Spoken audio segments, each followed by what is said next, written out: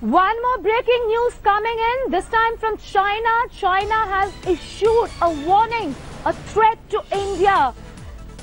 China continues to maintain its shrill rhetoric over the border standoff.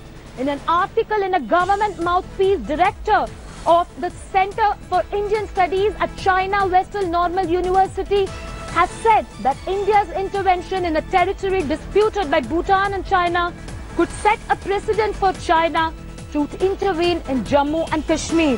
The article further argues that India's logic, if the Pakistani government requests a third country's army, can enter the area disputed by India and Pakistan.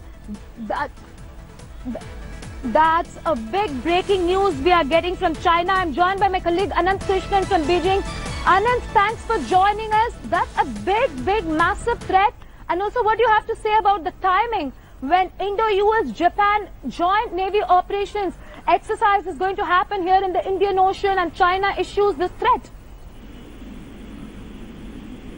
That's right. I think it just goes to show that the Chinese media is keeping up the public pressure on India over the standoff.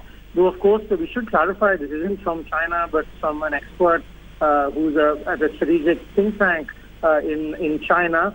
So the expert, what he was saying was India is creating a precedent for China to intervene, given that in their view, India was intervening in a Bhutan-China dispute. So I think what's really significant is the fact that with the standoff continuing, there seems to be no signs that Beijing wants to de-escalate, and through its state media, it certainly wants to keep up the public pressure on India. This is significant because some would say it narrows the space for de-escalating the standoff.